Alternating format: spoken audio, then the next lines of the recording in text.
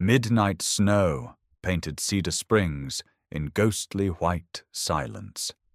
Daniel Hayes navigated the empty streets when his BMW's headlights swept across the park bench.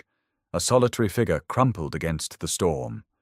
A woman in nurse scrubs, her uniform darkened by melting snow, pressed a weathered bag against her chest like armor. Those emerald eyes caught his beam, wide and desperate in a face carved hollow by exhaustion. From the back seat, 8-year-old Zoe's whisper cut through the engine's hum. "Daddy, why is the nurse lady crying outside?" Daniel's chest tightened. 3 years of single fatherhood had taught him to recognize the look of someone drowning. He lowered his window, winter air biting his face. "Come home with me," he called softly through the swirling snow. Her head lifted, snowflakes clinging to dark lashes framing those haunting green eyes. Neither knew this moment would save one life and shatter another forever.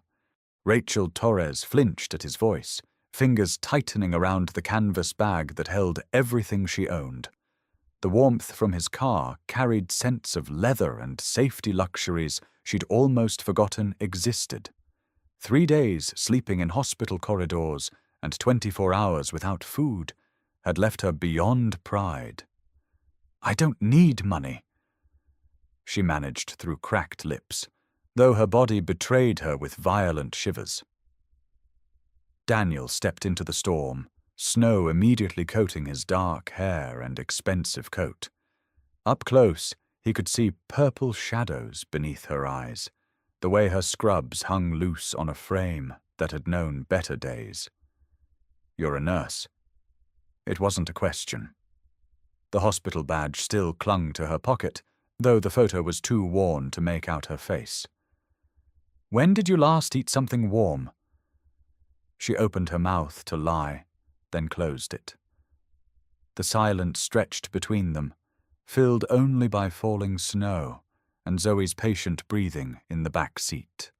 "My daughter and I were heading home. We've got soup on the stove." The lie came easily. There was no soup, but there could be. Rachel's trained eye caught something in his expression, a gentleness that made her want to believe in human kindness again.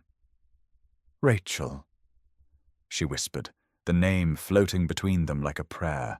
Her voice carried traces of education, refinement, a life that existed before whatever brought her to this bench. Daniel felt Zoe watching from behind him, absorbing everything with sharp childhood awareness that missed nothing important. Daniel Hayes. He extended his hand, noting how she hesitated before accepting it. Her fingers were ice-cold but steady, hands accustomed to precision under pressure. "This is Zoe." His daughter pressed her face against the glass, offering a tentative wave. Rachel's expression softened for the first time, something unlocking behind those guarded green eyes. The drive home passed in careful silence, punctuated only by the heater working overtime and Zoe's occasional questions about whether Rachel was warm enough now. Daniel watched his passenger through the rearview mirror, noting how she held herself apart from the leather seat as if afraid to leave a mark. Her reflection in the window showed a woman wrestling with invisible demons, fingers tracing patterns on fogged glass. The house appeared through snow-laden pines, a colonial with warm lights spilling from every window, the kind of place that promised hot cocoa and Sunday mornings. Rachel's breath caught as they pulled into the circular driveway, reality of accepting help from strangers suddenly overwhelming. Inside, the Hayes home smelled of vanilla candles and lingering dinner warmth. Family photos lined the hallway. Daniel and Zoe at various stages, but no mother in sight. Rachel's trained eye caught how certain frames were positioned, as if someone had been gently removed from the narrative. The kitchen gleamed with granite countertops and copper pots, but it was Zoe who commanded the space, pulling out a chair and patting it invitingly. "Daddy makes the best grilled cheese," she announced with 8-year-old authority. Daniel moved around the kitchen with practiced efficiency, his movements economical and sure. The sizzle of butter in the pan filled silence, accompanied by steady rhythm of snow against windows. "You don't have to tell us anything," Daniel said quietly, sliding a perfect grilled cheese across the marble counter. The bread was golden perfect, cheese melting at precisely the right consistency, small act of care that spoke volumes. Steam rose from accompanying tomato soup, and Rachel's stomach responded with an audible rumble that made Zoe giggle. "But you're safe here. For tonight, at least." His eyes met hers across the kitchen island, steady and without pity. The first bite of warm food nearly broke her composure entirely. She chewed slowly, savoring not just taste, but simple dignity of eating at a table with people who asked nothing in return. That first night, Rachel lay in sheets that smelled of fabric softener, listening to Daniel reading Zoe a bedtime story through the walls. 3 days stretched into weeks, the arrangement taking on comfortable patterns of temporary permanence.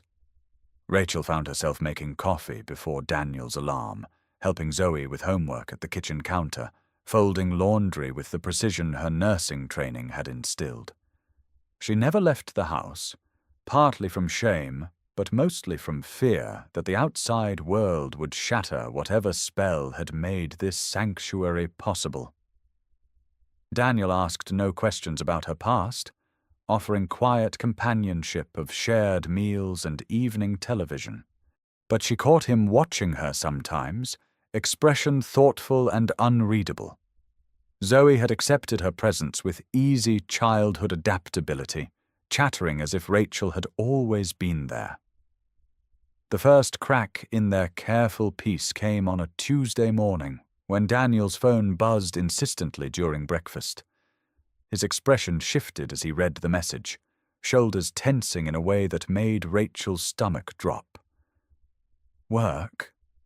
she asked quietly, noting how quickly he closed the phone. "Something like that."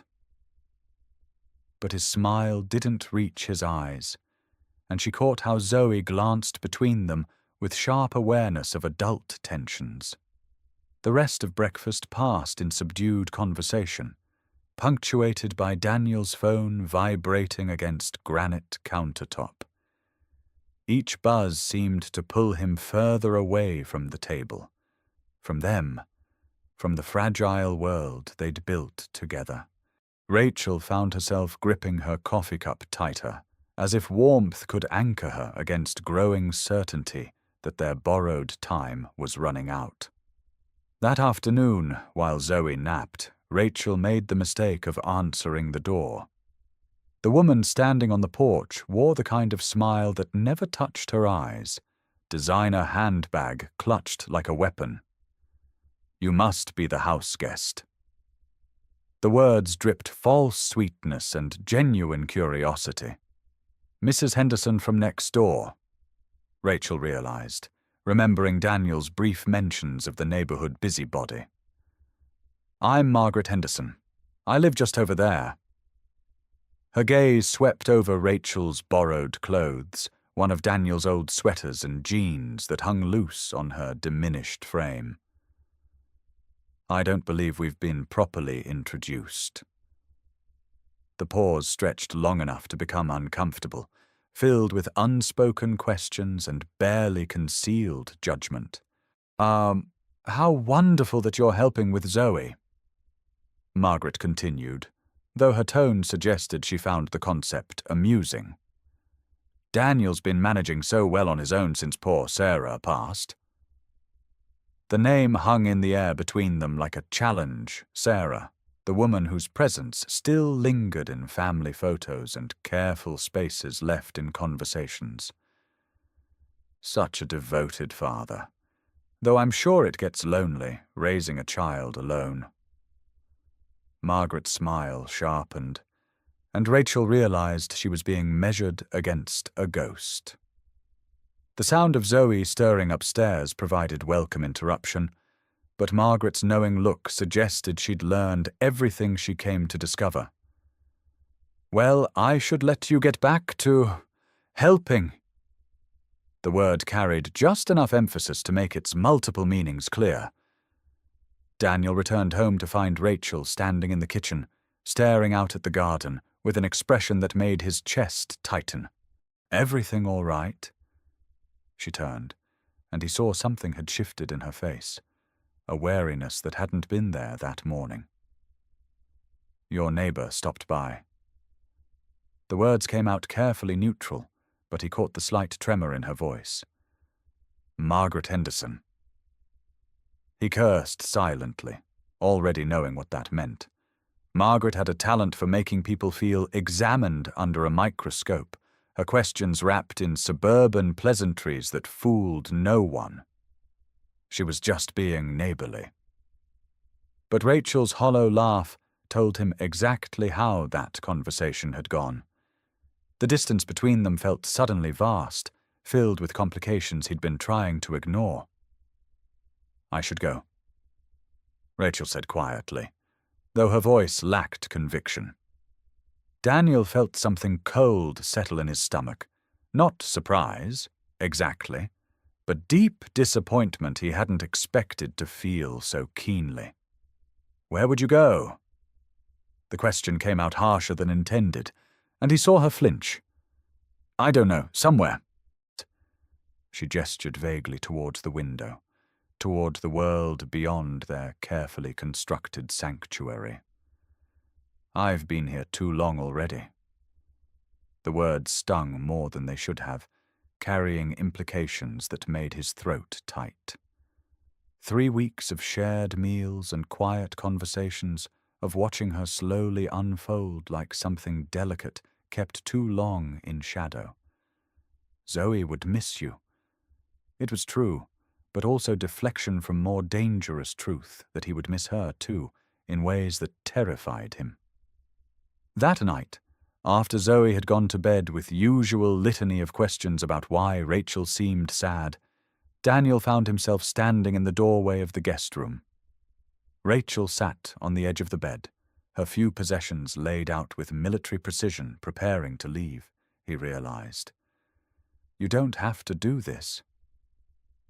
She looked up, and in lamplight her eyes held depths of pain that made him understand why she'd been sleeping on park benches. "Yes, I do." "Oh," her voice was steady, but hands shook as she folded the sweater he'd lent her. "I can't hide here forever." The word hide settled between them with uncomfortable weight. "Is that what you think you've been doing?" She laughed, but it sounded more like a sob. "Aren't I?" "I was fired," she said suddenly, words spilling out like water through a broken dam. "From Memorial Hospital. They said I was stealing medication." Daniel's expression didn't change, but she saw something shift in his eyes.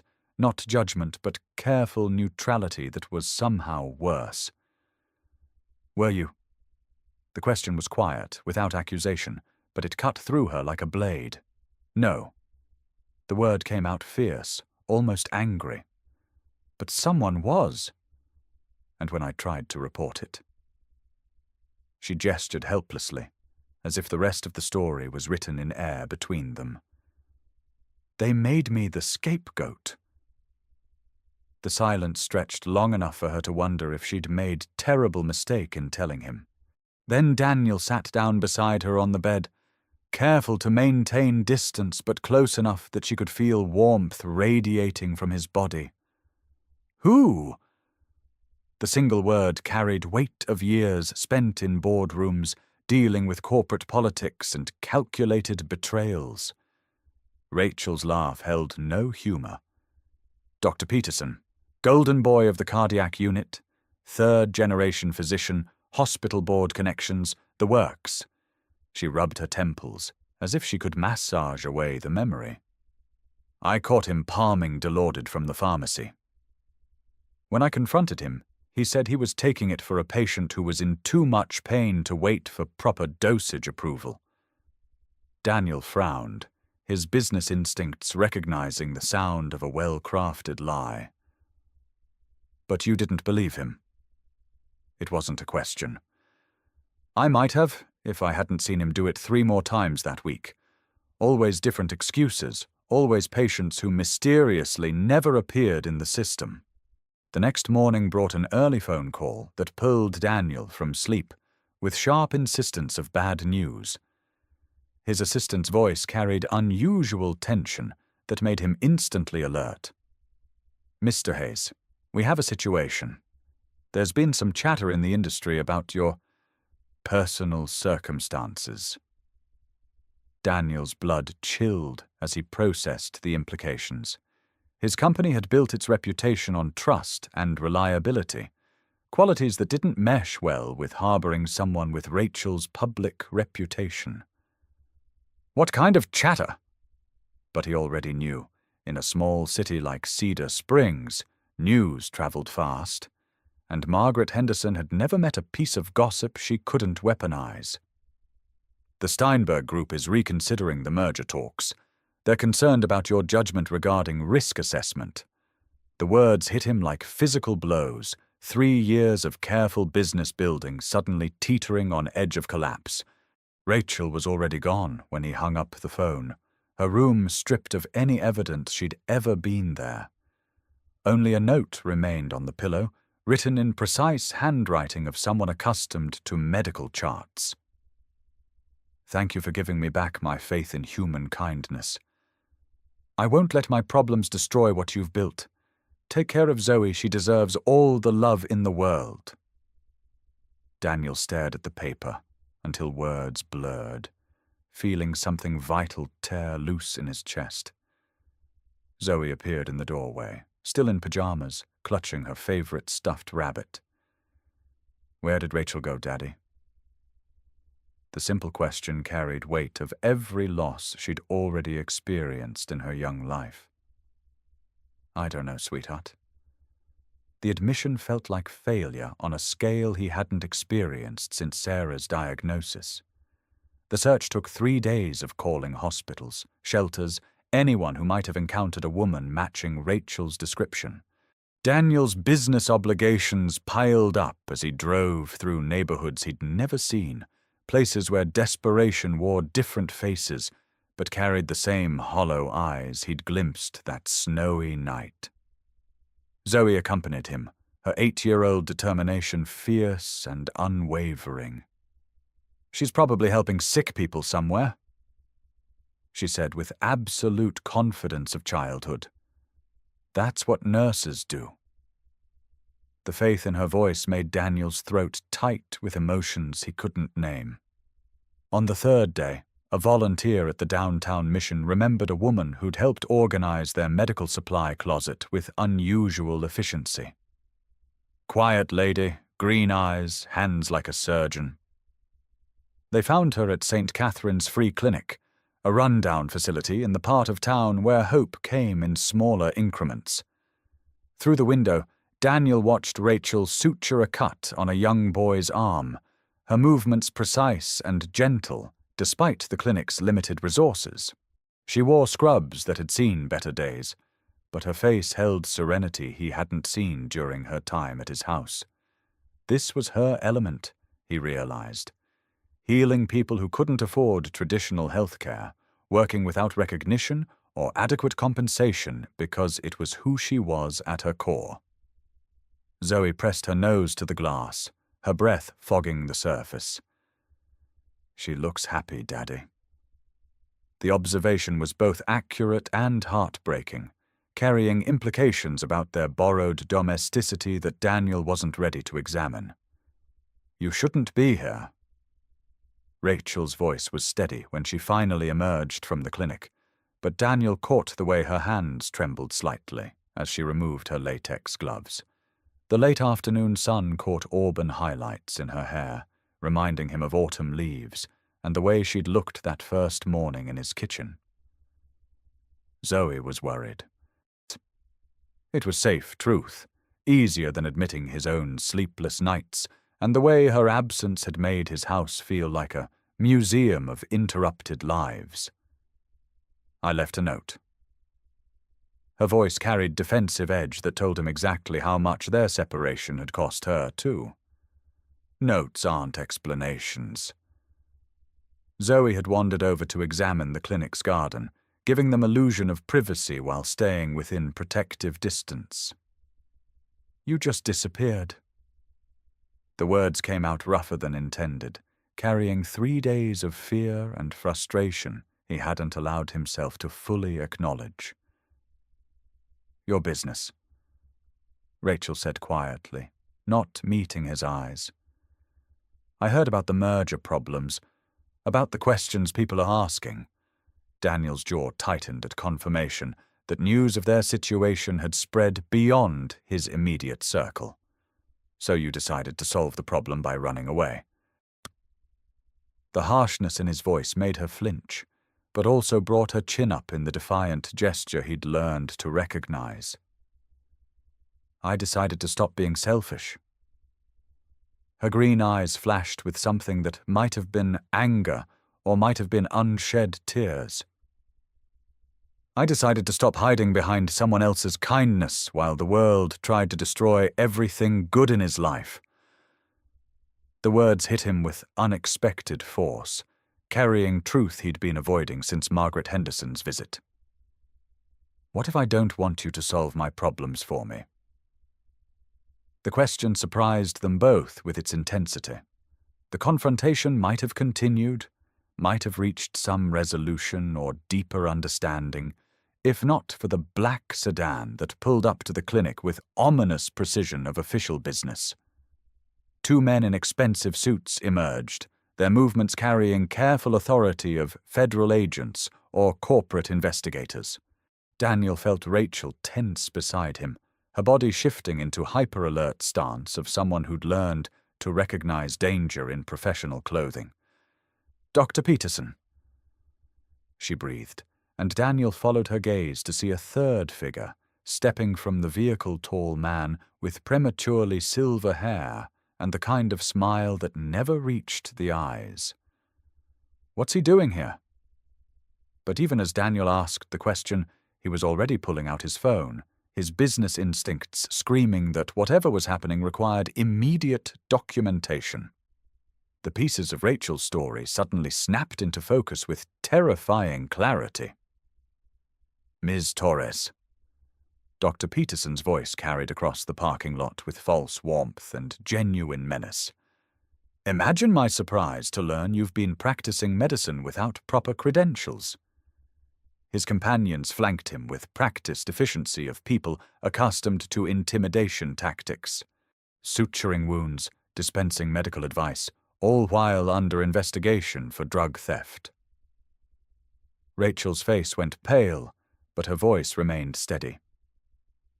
I'm volunteering under the supervision of Dr. Reyes. Everything I've done here is completely legal. Her words carried precision of someone who'd thought through every possible legal challenge, but Daniel could see fear in her eyes. Legal, perhaps. Peterson's smile widened, but hardly appropriate for someone awaiting resolution of serious criminal charges. The lie came so smoothly that for a moment Daniel almost believed it himself. There are no criminal charges. Daniel stepped forward, his voice carrying authority of someone accustomed to corporate warfare. And if there were, practicing charity medicine under proper supervision would hardly violate any terms of release. Peterson's gaze shifted to him with calculating assessment of a predator sizing up potential prey. And you are? The question carried layers of threat barely concealed beneath professional courtesy. Daniel Hayes, CEO of Hayes Medical Solutions. The introduction was strategic. His company's name would be familiar to anyone in the medical field, lending weight to his presence here. I'm also Mrs. Torres's legal counsel in this matter. The lie came easily, born from years of boardroom bluffs and calculated risks. Rachel's sharp intake of breath told him she understood implications of what he'd just claimed, the professional and personal line he'd just crossed on her behalf. "Daddy?" Zoe's small voice cut through the adult tension like a knife through silk. She stood near the clinic's entrance, surrounded by several children who'd been receiving treatment inside. Her 8-year-old face showed confusion and fear, but also stubborn protectiveness that reminded Daniel so much of Sarah. Is someone trying to hurt Rachel? The question carried across the parking lot with devastating innocence, stripping away professional pretenses and reducing the situation to its core, truth-powerful people using their position to destroy someone who'd tried to do the right thing. Peterson's expression shifted uncomfortably under the direct gaze of a child, while his companions looked increasingly eager to retreat from a situation that had spiraled far beyond their comfort zone. Sometimes, Daniel realized, the most effective weapon was simple honesty of someone too young to understand why adults made things so complicated. The retreat, when it came, was subtle but unmistakable. Peterson's smile never wavered, but his companions were already moving toward their vehicle with careful haste of people who'd recognized a tactical error. "This conversation isn't over," Peterson said quietly, his words directed at Rachel, but his gaze fixed on Daniel with promise of future retribution. "No," Daniel agreed, "it's not. But the next conversation will include federal investigators who specialize in healthcare fraud, medical board representatives, and possibly a few journalists who understand the public interest in medical corruption cases." The threat was specific enough to be credible, backed by resources and connections that came with his position in the medical technology industry. Peterson's expression finally cracked, revealing something ugly and desperate beneath the professional facade. For the first time, Rachel saw him as he truly was, not the untouchable golden boy of the hospital, but a criminal whose carefully constructed house of cards was beginning to show cracks. 6 months later, the investigation had unfolded with methodical precision of a surgical procedure. Daniel's contacts in the medical technology industry provided access to federal investigators who specialized in healthcare fraud, while Rachel's detailed knowledge of hospital procedures and Peterson's patterns gave them roadmaps they needed to build a case. The process was slow, painstaking, and often frustrating. Months of interviews, document reviews, and careful fact-checking that tested everyone's patience. But gradually, a picture emerged of systematic drug theft, falsified records, and networks of intimidation that stretched far beyond one corrupt physician. Peterson had been selling diverted narcotics for years, using his position and connections to silence anyone who asked inconvenient questions. Rachel's case was just the most recent in a pattern of destroyed careers and buried investigations that painted a damning picture of institutional corruption. The phone call came on a Tuesday morning in late spring, nearly 6 months after that confrontation in the clinic parking lot. Rachel was making pancakes with Zoe, their morning routine now as natural as breathing, when Daniel's phone buzzed with news that made him stop mid-sip of his coffee. "Peterson pled guilty," he announced, his voice carrying disbelief and triumph in equal measure. "Federal drug trafficking charges, healthcare fraud, evidence tampering, the whole list. He's looking at 10 to 15 years, and the hospital is settling the civil suit for wrongful termination." Rachel sank into a chair, the spatula falling from nerveless fingers as the full impact of vindication finally hit her. Zoe, with practical wisdom of childhood, immediately took over pancake duties while the adults processed the magnitude of what had just happened. The nightmare was finally over, but the question of what came next hung in the air between them. They want me back, Rachel said later, holding the phone call from Memorial Hospital's chief administrator like a delicate piece of evidence. Full reinstatement, back pay, formal apology, the works. Her voice carried wonder and uncertainty in equal measure. After months of fighting, the actual victory felt almost anticlimactic. Do you want to go back? Daniel's question was carefully neutral, but she caught the tension in his shoulders, the way his hands stilled over his coffee cup. The truth was complicated, layered with professional pride and personal trauma that couldn't be easily resolved with official apologies. I want my reputation back, she said slowly, thinking through implications she hadn't allowed herself to consider during the long months of legal proceedings. But I love what I do at the clinic. The people there need health care they can't afford elsewhere. What if you didn't have to choose? Daniel's question surprised them both, emerging from a place in his mind where business solutions and personal desires had been quietly merging for months. What if there was a third option? Rachel's eyebrows rose, and he could see her analytical mind already working through possibilities she hadn't considered. My company has been looking at ways to support community healthcare initiatives, mobile clinics, telemedicine programs, equipment donations to underserved areas.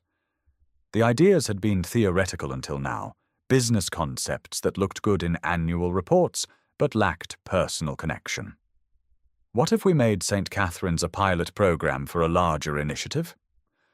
Proper funding, updated equipment, expanded services, but with you running the medical side and maintaining the mission of serving people who need it most.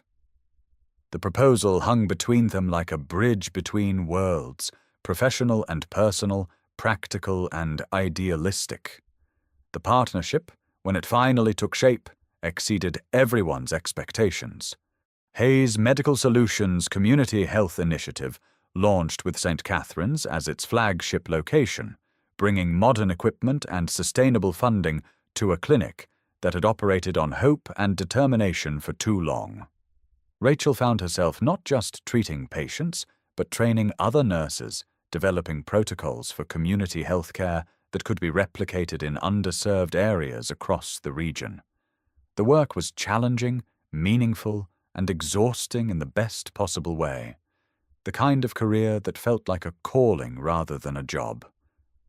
Daniel discovered that running a business with a clear social mission brought satisfaction he hadn't found in purely profit-driven ventures, while the partnership with Rachel added personal dimension to professional success that transformed both their lives. Zoe thrived in the environment, spending afternoons at the clinic helping with children's programs and learning about medicine from someone who'd become like a second mother to her. 2 years after that snowy midnight when a single act of kindness had changed 3 lives forever, Daniel found himself standing in the clinic's expanded pediatric wing, watching Rachel examine a young patient with the gentle efficiency that had first caught his attention. The space buzzed with quiet activity nurses consulting with patients, families receiving care they couldn't afford elsewhere, medical students learning community health care under Rachel's guidance. Through the window, he could see Zoe in the garden with several other children, her laughter mixing with theirs in the complex harmony of a place where healing happened daily. We did something good here, Rachel said quietly, appearing beside him with that soundless grace that still caught him off guard. We did, he agreed, though his attention was focused less on the clinic's success and more on the woman who'd made it possible. Will you marry me? The question came suddenly, emerging from depths of emotion he hadn't even realized he'd been carrying. Rachel turned, her green eyes wide with surprise that quickly melted into something deeper, more complex. I know we've never talked about it officially. Daniel continued, his voice carrying the nervous humor of someone making the most important pitch of his life. "But we're already a family in every way that matters, and I'd rather figure out the complicated parts together than spend the rest of my life wondering what might have been if I'd been brave enough to ask." Rachel's yes was immediate and tearful, accompanied by laughter that brought Zoe running from the garden, demanding to know if she was finally getting the stepmom she'd been hinting about for months. The engagement ring came later, but the promise was sealed in that moment, surrounded by the life they'd built together from broken pieces and midnight snow. The wedding was small, held in the clinic's garden on a Saturday morning when the autumn light turned everything golden and the air smelled of possibilities. Zoe served as both flower girl and ring bearer, her role as family architect officially recognized in a ceremony that felt more like a celebration of what already existed than the creation of something new. Patients who'd become friends filled folding chairs borrowed from the community center, their presence turning the ceremony into something larger than a personal milestone, a celebration of what happened when people chose to build something meaningful together. The vows they exchanged were simple, honest, and grounded in the understanding that love wasn't just about feeling, but about choosing each other every day through whatever challenges life might bring. As they kissed for the first time as husband and wife, Daniel felt Sarah's presence not as a ghost from the past, but as a blessing on the future they were creating together.